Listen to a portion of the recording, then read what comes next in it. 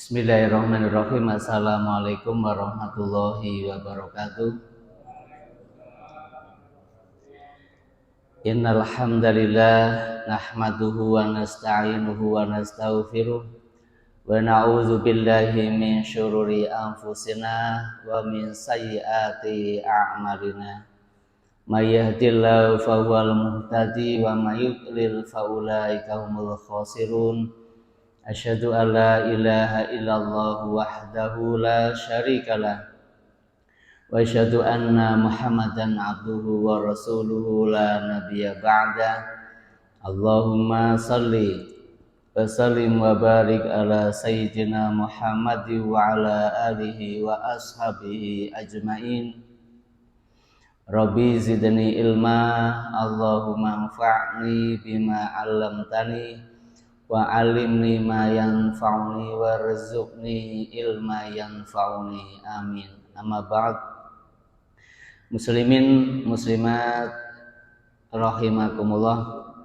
Alhamdulillah sore ini masih bisa berjumpa lagi dalam rangkaian ibadah kepada Allah, yakni sholat maghrib berjamaah. Insyaallah dilakukan dengan kajian tauhid yang kita ambilkan dari kitab Fathul Majid karya Syekh Abdurrahman Hasan Al-Utsaimin rahimahullahu taala. Untuk pekan ini kita hari Selasa, pekan besok dari takmir menyampaikan saya sudah pindah hari Sabtu sore. Jadi menjelang futur ya, menjelang buka puasa. Jam berapa? Jam 4:30 ya. 4:30 sampai jam 6 ya dapat banyak. Jadi kalau berangkatnya awal ya kita mulai gasik, kalau berangkatnya akhir ya kita mulai akhir gitu ya. Untuk jadi pekan besok kita sudah hari Sabtu nggih. Bagi yang ikut kajian di Sabtu 4:30 sekaligus kita buka puasa. Hari insyaallah pekan besok kita sudah masuk bulan Ramadan ya. Di antara doa kita kan Allahumma salimna ila Ramadana wa sallim lana Ramadana wa tasalamhu minna mutaqabbalan. Ya Allah, sampaikan, hantarkan saya kepada bulan Ramadan dan hantarkan Ramadan untuk saya, dan mudah-mudahan Engkau menerima ibadah-ibadahnya selama bulan Ramadan. Itu ya, di antaranya. Kita lanjutkan materinya babun maja'a fi zimmatillahi wa zimmati nabiyhi. Masih ada hubungan dengan bab sebelumnya tentang sumpah ya. Ini kita bahas tentang sumpah. Ini juga masih ada sebagian kaitannya dengan sumpah. Maja'a fi zimmatillahi wa zimmati nabiyhi. Bab yang menjelaskan tentang perjanjian dengan Allah dan perjanjian dengan Nabiullah Muhammad sallallahu alaihi wasallam. Wa qaulullahi ta'ala. Pengarang kitab ini memulai setelah judulnya menukil salah satu ayat surat 16 ayat 91.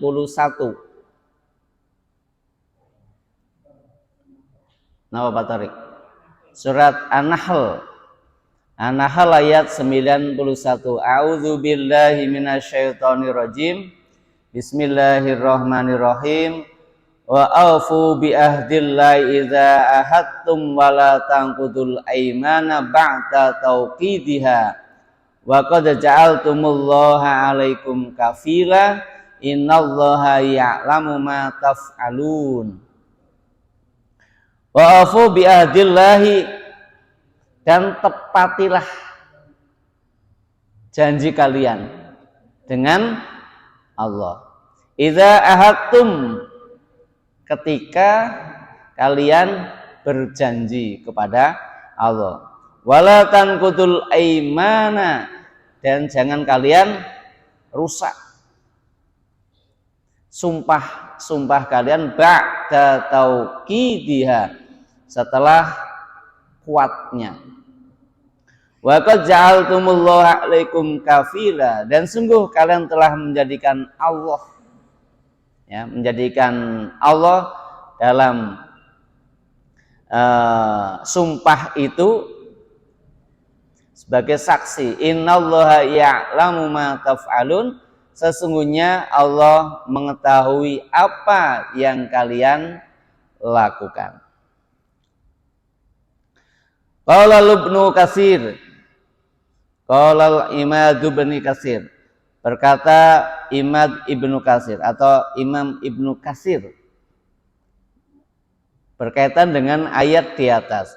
Wa hadza mimma ya'murullahu ta'ala bihi wa wal wafa bil uhudi wal mawathiqi wal muhafazatu 'alal imanil muakkadah.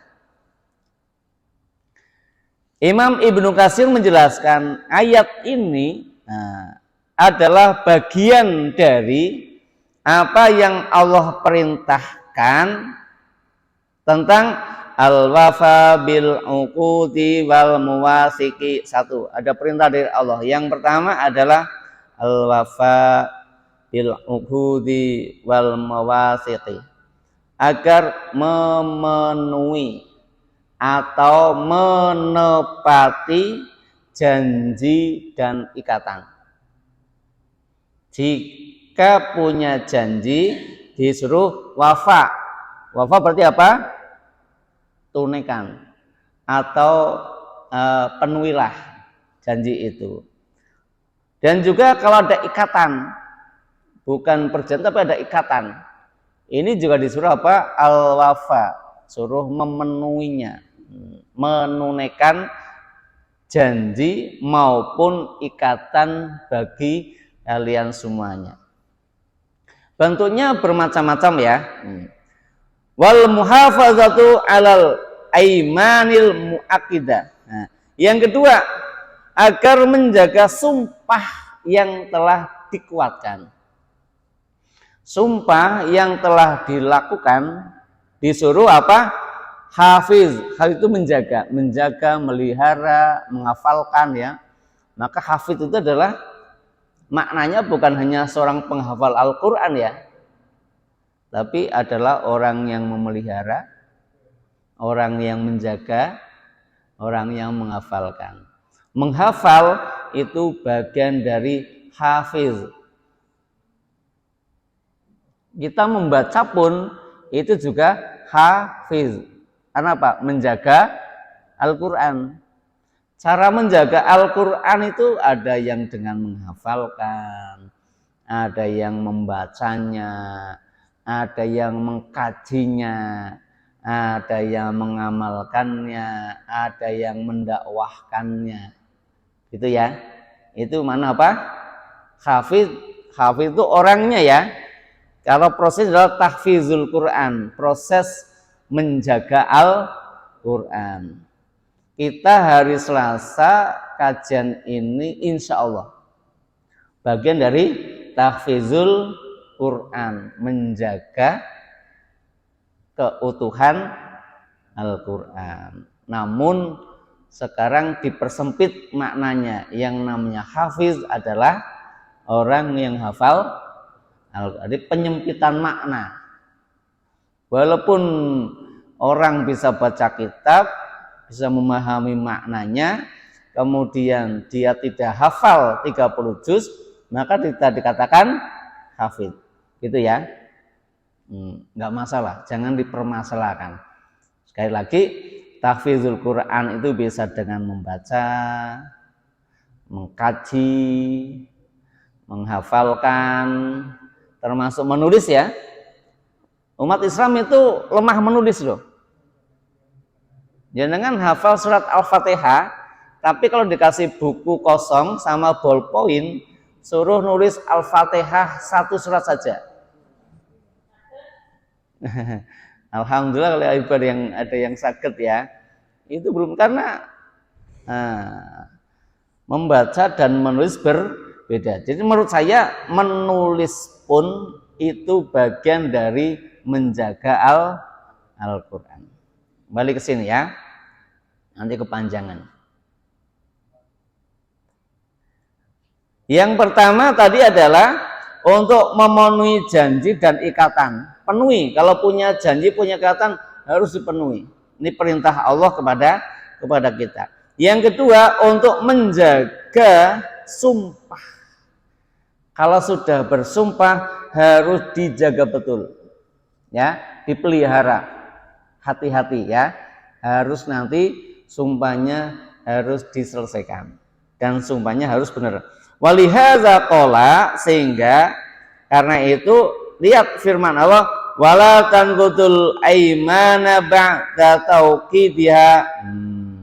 Maka jangan kamu membatalkan atau merusak apa? Al-aiman. Al-aiman artinya sumpah-sumpah.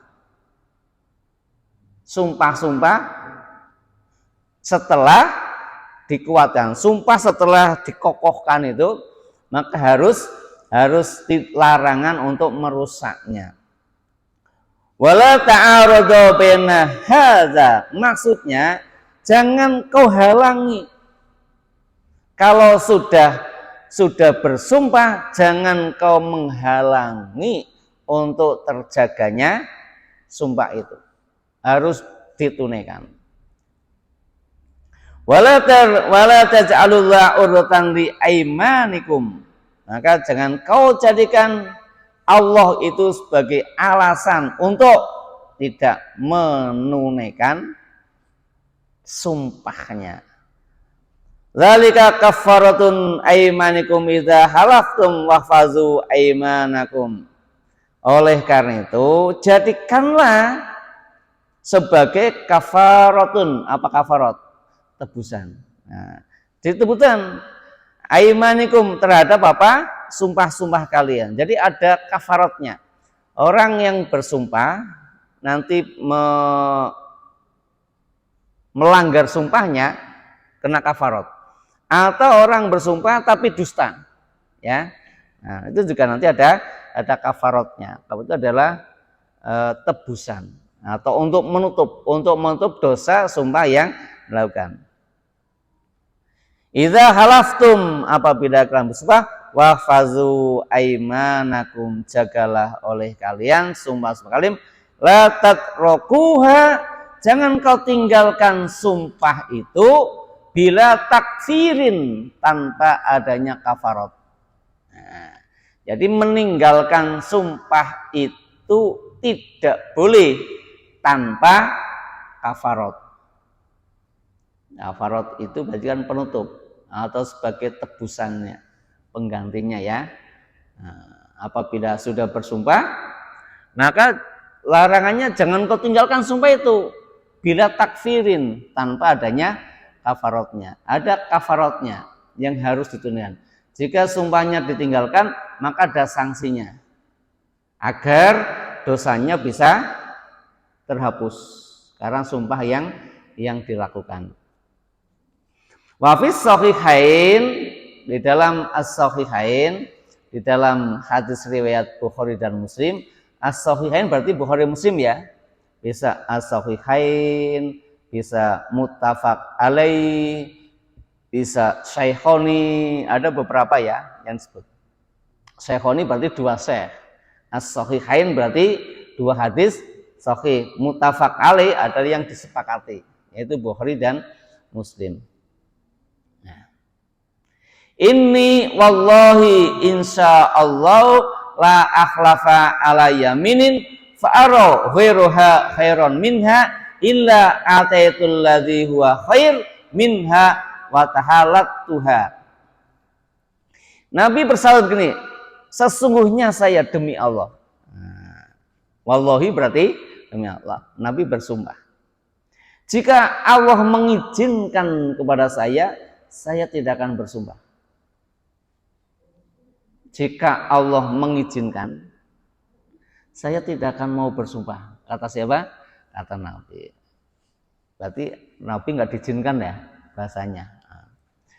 Ala yaminin, terhadap satu sumpah, maka saya melihat selain itu lebih baik. Selain dari sumpah itu lebih baik menurut Rasul. Rasul saja berkeinginan tidak bersumpah, tetapi Allah tidak mengizinkan. Sekiranya Allah mengizinkan, saya akan meninggalkan itu sumpah.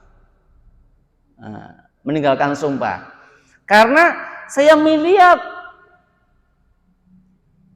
yang lebih baik itu adalah yang tidak bersumpah.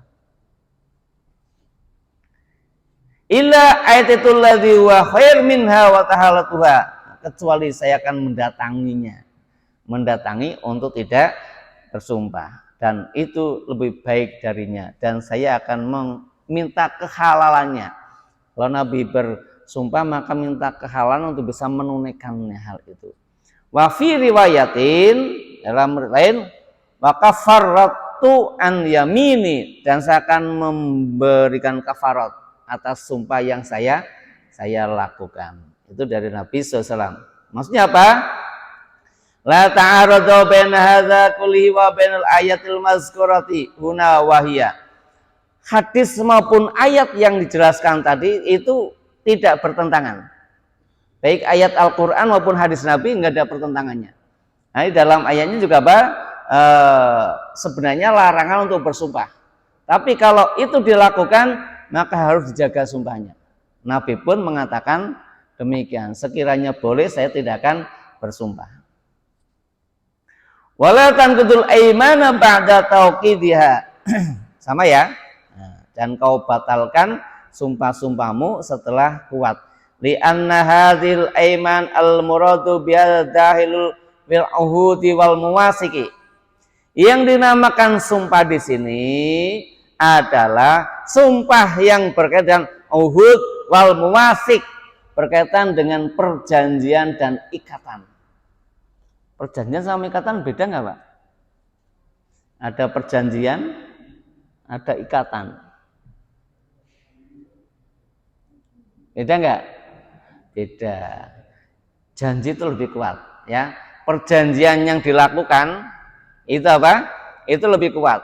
Nah, kalau ikatan tidak ada perjanjian, ikatan saja disuruh untuk dipenuhinya. Nah, apalagi kalau itu sifatnya sifat janji. Lal aimanal waradati ala khassi au mana. Nah, sumpah ini bukan yang dimaksud tentang perintah maupun larangan. Rasul terkadang bersumpah karena ada satu perintah. Ya, demi Allah, saya perintahkan kalian. Nah, bukan itu maksudnya ya. Nah, bukan yang dimaksud adalah berkaitan dengan perintah maupun larangan.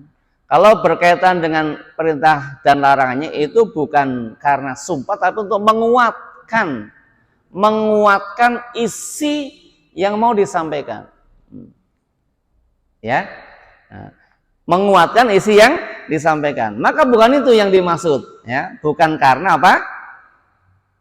Ada satu perintah atau satu larangan. Kalau Rasul mengatakan sumpah berkaitan dengan perintah dan menyampaikan sumpah berkaitan larangan, itu untuk menguatkan bahwa itu betul-betul apa? Sangat urgent. Itu sangat penting untuk ditunaikannya.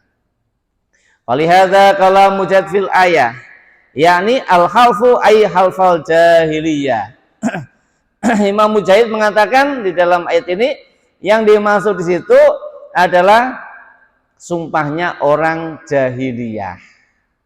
Wa yu'ayyidu ma rawahul Imam Ahmad an Jabirin an Mu'im qala Rasulullah sallallahu alaihi wasallam.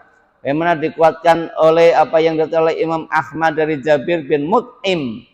Dia berkata, bersabda Rasul sallam, la hilfa fil islami wa innamal hilfu kana fil jahil lam yazidhu ilal islam ila siddah. Dalam Islam sebenarnya tidak ada sumpah. Sesungguhnya sumpah itu terjadi pada dulu waktu masa masa jahiliyah. Islam tidak menambahnya kecuali menolaknya. Islam itu menolak untuk melakukan perbuatan sumpah semacam itu. Karena orang-orang jahiliyah suka bersumpah. Tetapi sumpah yang dilakukan keliru, ya. Ada yang bersumpah atas nama selain Allah gitu. Ada yang sumpahnya dusta, itu yang dilakukan oleh orang-orang jahiliyah. Maka kemudian Islam menggugurkannya, ya. Islam itu meniadakan hal itu. Wa kadzalika rahu Muslim. Begitu juga yang diriwayatkan oleh Imam Muslim, maknahu anal islama la yahtaju mau ilal halfi alladzi kana alul jahiliyah yaf'alunahu. Nah, fa inna fi tamassuki bil islami kifayatun amma kanu fi. Sesungguhnya maknanya adalah Islam itu tidak membutuhkan yang namanya, Islam tidak perlu, ya, tidak perlu untuk melakukan sumpah. Kenapa? Umat Islam sudah cukup mengatakan apa adanya. Kalau kita mengatakan sesuatu, udah itu berarti adalah seorang muslim. Cukup, ya. Gimana?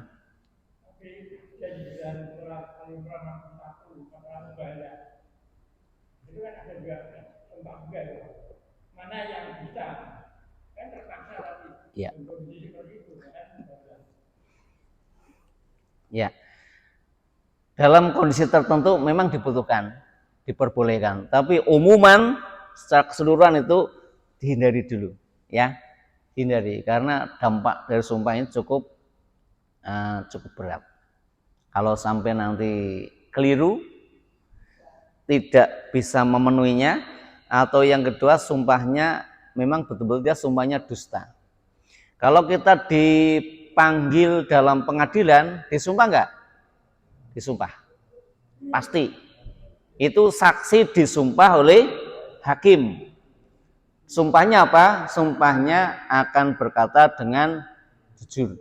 Nah, itu untuk kepentingan yang lebih besar. Dalam hal-hal yang dibutuhkan dipersilahkan, ya. Tetapi umuman kita bicara umum, hindarilah. Ya, hindarilah. Apalagi kaitan dengan bab kemarin adalah berkaitan dengan sumpah ketika dagang. Ya. Sumpah ketika dagang itu suruh sangat dihindari. Jangan bilang sumpah ini baru belinya sekian masa dijual sekian. Ini karena banyak sekali dilakukan. Ini maksudnya dari sana. Jadi sumpah yang dalam kondisi tertentu diperbolehkannya. Mau tadi ada mubahalah, ya. Mubahalah juga sesuatu yang menjadi perdebatan, ya. Jadi sebisa mungkin jangan ya. Walaupun kita benar, ya, enggak usah. Ya. Kita serahkan kepada Allah Subhanahu wa taala saja, ya.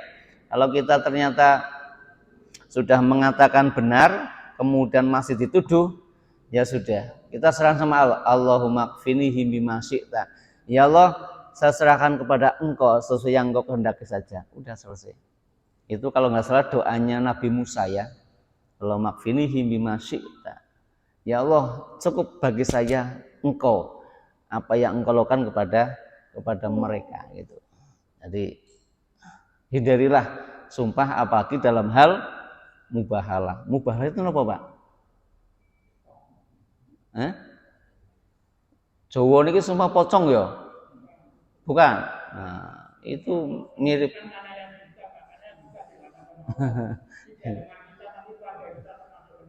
Nah, iya, makanya hindari, ya.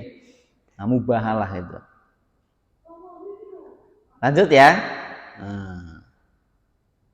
Ya, itu adalah perbuatan-perbuatan orang jahiliyah. Mereka melakukannya, ya. Mereka melakukannya hal itu. Wa qauli ta'ala innallaha ya'lamu ma taf'alun. Sesungguhnya Allah mengetahui sumpah yang kamu lakukan. Jadi Allah mengakhiri dari Allah mengetahui apa yang melakukan tahdidun wa wa'idun liman naqadul imana ba'da tauqidiha. Apa maksudnya?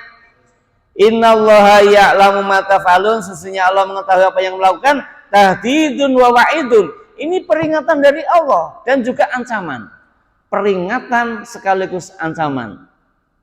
Bagi siapa? bagi orang yang merusak sumpahnya setelah kuat sumpah itu, atau setelah sumpahnya dilakukan, itu berarti apa? Innallaha ya'lamu ma taf'alun. Allah mengetahui apa yang kalian lakukan. Ini adalah merupakan peringatan dan ancaman dari Allah. Tahdidun wa wa'idun. Nah, maka hati-hatilah kalau seseorang bersumpah. Hindarilah sebisa mungkin. Tidak mudah untuk mengatakan hal itu. Ada pertanyaan? Nggih. Sumpah kita atau janji terkait dengan muamalah atau yang lain. Sumpah atau ikatan, ya, apakah terkaitan dengan muamalah atau apa saja? Itu bersifat umum, ya, bersifat umum. Tidak hanya sekedar muamalah, hubungan sesama manusia dalam hal akidah, dalam hal ibadah, itu juga bagian dari di dalamnya. Nah, nikah itu muamalah atau ibadah? Kadang kita kalau mengelompok-ngelompokkan itu membingungkan ya. Maka itu adalah satu kesatuan yang utuh ya. Satu kesatuan yang utuh ya.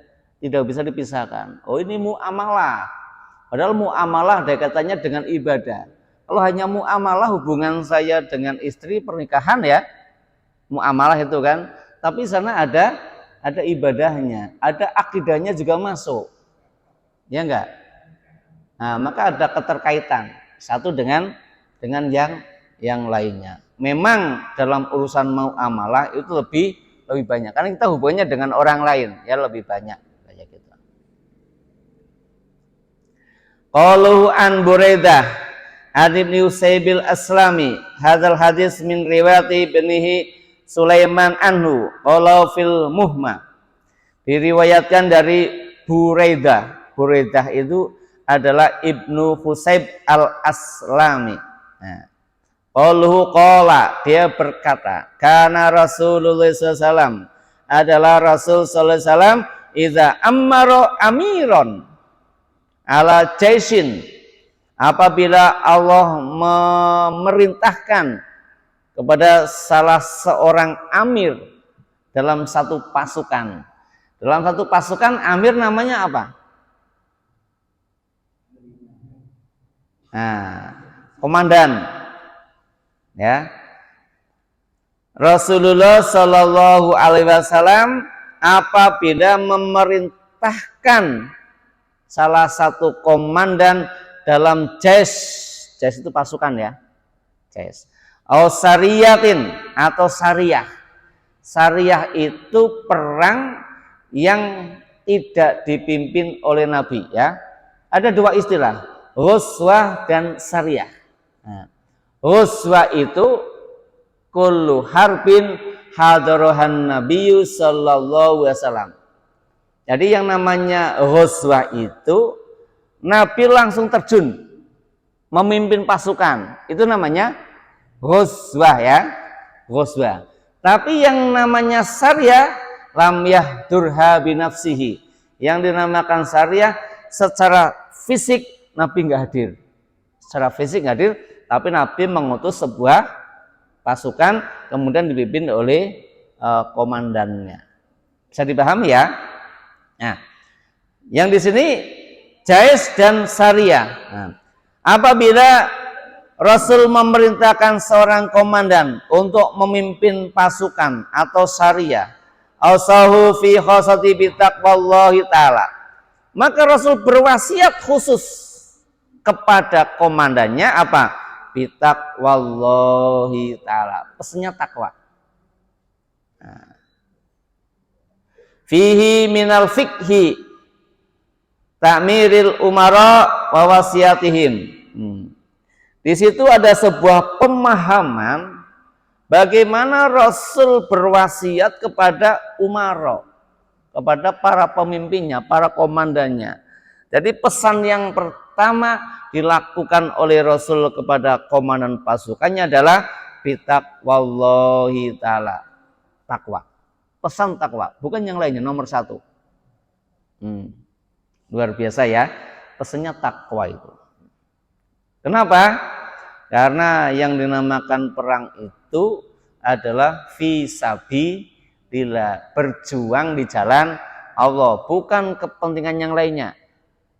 Yang namanya perang adalah fisabilillah, di jalan Allah, bukan fisabilit tauhid, bukan fisabilil ghairi atau di jalan yang lainnya. Perang itu dalam konteks sejarah Nabi adalah fisabilillah. Maka ada yang dikatakan jihad fisabilillah, berjuang di jalan Allah. Yang di sana ada maknanya adalah ghazwah maupun syariah. Qolal harbi as-sariyatul khail tablughu arba'u mi'ah wa nahwiha wal jais makana asra min zalik. Al-Harbi menjelaskan apa bedanya tadi syariah sama jais. Tadi kan Rasul ketika mengutus komandan perang baik dalam jais maupun syariah, ada dua ya. Sekarang mau diterjemahkan. Yang namanya syariah itu pasukannya sekitar mencapai 400 pasukan. Arba'a mi'ah. 400 ya. Arba itu 4, mi'ah 100, 400. Jadi yang dinamakan syariah itu jumlah pasukannya mencapai 400. Itu namanya syariah. Kalau di istilah militer apa? Batalion ya. Napa niku? Sekitar itu ya. Nah, satu batalion isinya berapa kayak gitu. Wal jais maka aslu min zalik, sedangkan menyatakan jais lebih besar daripada syariah. Jadi namanya jais itu pasukannya lebih dari angka 400. Kalau masih dibatasi 400, itu namanya syariah. Nah, sedangkan jais itu lebih banyak dari jumlahnya daripada syariah. Wa taqwallah ataharrazu bid'ati min uqubatihi. Kenapa Rasul memerintahkan kepada komandannya untuk apa? Bertakwa kepada Allah, maksudnya adalah untuk mentaati Allah, jangan sampai nanti kena akibatnya, kena dosanya. Karena memimpin pasukan itu kok tidak sampai taat kepada Allah, maka akibatnya kepada komandan pasukannya. Maka yang pertama dilakukan Nabi adalah pesan takwa kepada Allah, berarti menaati aturan-aturan yang diperintahkan oleh Allah Subhanahu wa taala. Qultu wa dzalika bil amali bima amarallahu bi wal intihau amma nahau anhu. Nah, maksudnya apa? Melakukan perbuatan dengan melaksanakan perintah Allah atau meninggalkan yang dilarang oleh Allah. Itu namanya takwa. Komandan pasukan perang ini dengan mendasari takwa itu, maka kalau ada perintah Allah laksanakan. Kalau ada larangan Allah tinggalkan. Sehingga komandan pasukan ini menyerang musuh, itu landasannya adalah perintah Allah dan larangan dari Allah. Sehingga perangnya pun ada etikanya, ada akhlaknya. Bagaimana Rasul Sallallahu Alaihi Wasallam dalam beberapa pertempuran, baik dalam ghazwah maupun syariah, akhlaknya luar biasa. Ada hal-hal yang tidak boleh dilakukan. Maka berbeda dengan perang-perang konvensional pada masa sekarang. Tidak urusan hancurkan semuanya. Ya, di antara pesan Nabi dalam tarai itu, kalau perang, satu, jangan kau bunuh wanita. Jangan kau bunuh orang tua. Jangan kau bunuh anak-anak. Jangan kau bunuh biara-biara yang mereka sedang ibadah di tempat-tempat ibadah mereka. Coba, indah enggak? Tempat ibadah saja tidak boleh. Jangan kau hancurkan tempat-tempat ibadah yang di dalamnya disebut asma Allah. Jangan kau hancurkan tempat umum. Jangan kau tumbangkan pepohonan kecuali itu sebuah strategi untuk perang. Dan sebagainya. Itu sangat indah. Dalam perang saja Rasul itu sangat toleran, ya enggak? Jadi kalau ada yang mengatakan Rasul intoleran, itu pendapatnya tidak berdasar, tidak ada argumentasi, ya.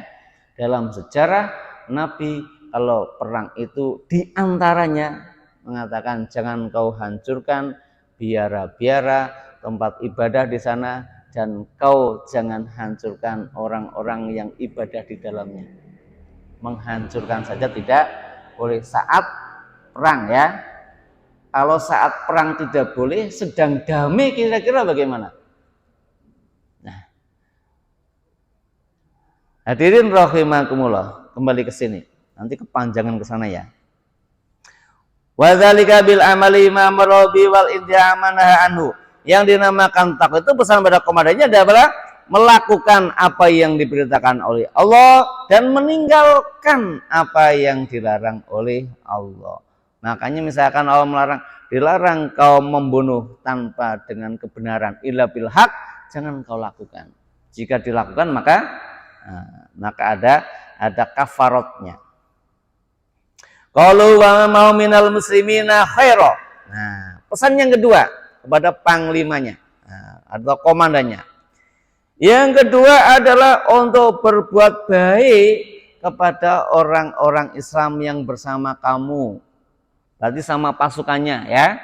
Sama pasukannya harus khairon, harus berbuat baik. Coba. Nah, apa maksudnya? Ay wasahu bima mau ayyaf'ala mahum khairon. Nabi berwasiat kepada komandan itu untuk berbuat baik kepada mereka, kepada pasukannya, kepada anak buahnya harus berbuat kebajikan. Apa? Minarifki bihim, satu lemah lembut. Komandan pasukan saja disuruh rifki.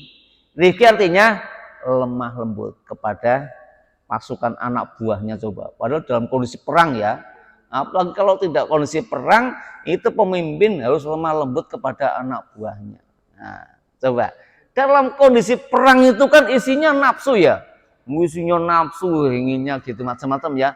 Rifki, jangan lupa, komandan perang, kamu harus lemah lembut dengan pasukanmu, gitu. Apa dibentak? Wal istisan ilahim, yang kedua berbuat kebajikan kepada mereka, ya. Ihtisan, berbuat kebaikan kepada mereka. Berbuat kebaikan ini bisa diterjemahkan maknanya banyak. Bagaimana komandan perang ini apa? Berbuat baik kepada pasukannya. Kalau komandannya berbuat kebaikan, maka pasukan akan senang, akan semangat. Tapi kalau yang dikatakan kasar, menyakiti, walaupun siap, tapi apa dalam hatinya? Ya gitu. Ini deh luar biasa. Wa khafdul janah lahum. Yang ketiga rendah hati. Rendah hati. Masa ini komandan suruh rendah hati, Pak? Luar biasa, ya. Rasul pesan rendah hati kamu sama pasukanmu. Jangan mentang-mentang komandan. Mentang-mentang komandan gitu. Wa tarokat ta'azim alim. Hindari, tinggalkan sombong kepada pasukannya. Mentang-mentang jadi komandan semaunya sendiri gitu, ya. Ini dalam perang coba Rasul, Masya Allah gitu, ya. Wallahu a'lam bishawab. Betapa indahnya etika perang menurut Islam kalau kita kaji dengan lebih detail. Maka di sana ada pesan-pesan yang hari ini harus kita pesankan kepada orang lain. Dalam perang saja demikian, apalagi dalam kondisi tidak perang. Wallahu a'lam bishawab. Astaghfirullahalazim. Subhanakallahumma wa bihamdika asyhadu alla ilaha illa anta astaghfiruka wa atubu ilaik. Wassalamualaikum warahmatullahi wabarakatuh.